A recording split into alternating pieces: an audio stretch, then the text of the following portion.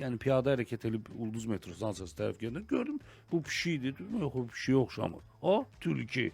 Əslində bu çox normal bir şeydir. Biz dediyimiz kimi yarım səhranın üzərində şəhər tikmişik. Burada tülkünün təbii arealı oldu və indi də Yəni tülkünün evində əslində ev tikmişik. Sonra deyirik ki, London şəhəri məsəl üçün 50 minə yaxın tülkü yaşayır. Təsəvvür edə bilirsiniz.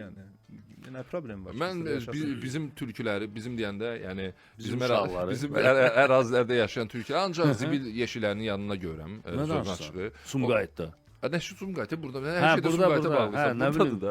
Burada yaşamırsan sən. Yox, yəni işlədiyimiz ərazi. Onların təbii qida istiqaməti odur. Yox, yəni məsələ odur da dediyim kimi. Yəni heç nə tapa bilmədiklərinə görə zibil yeyirlər. Bəli, çünki Bakıda ovlaya biləcək heyvanlar limitlidir. Toyuqçuzu ovlayacaq, yəni kiməsə zərər verəcək, ya da ki vəhşi heyvanlar ovlamaqdasa. Yəni asan qida varsa heç bir canlı gedib çətinə qaçmaz. Bayaq canavarlardan danışdıq.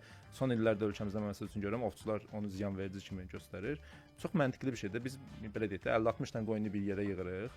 Meşədə maralın, ceyran dalına düşəcəyinə gəlir qoyunu yeyir. Məsələn, tülkü də eyni qədərdə biz zibil yaradırıq, qarğa da.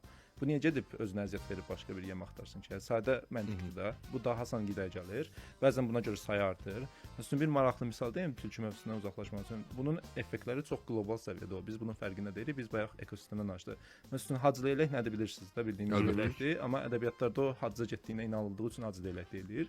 Amma bizim zibilimiz ucbatından onu artıq köç eləməyə dayandırır. Təsəvvür edirsiniz, qışı da Azərbaycanda keçirdilər. Eyni qədərdə İtaliyada, İspaniyada da qışı keçirdilər. Çünki zibil poligonlarında ondan asan qida tapır. Ne deyəsiniz nə olacaq da keçirsinlər, elə olmur. Onlar gəlib Afrikada çərkənlər sayına nəzarət eləməli idilər. Son illərdə siz xəbərlər baxsınız, Afrikada çərkə belə deyək, sürülərin sayı artır. Bunun çox sadə səbəbi var. Leyləklər də digər quşlar da köçü dayandırıb qalıblar Azərbaycanda, İspaniyada və digər ölkələrdə. Gəlib orada təbii ekosistemə nəzarət edən canlı olmadığından, görürsüz bizim bir belə zibil atmamız bütün dünyanı, yəni Afrikaya təsir edir. Gəlin belə eləyək də, aydındır. Burada mənim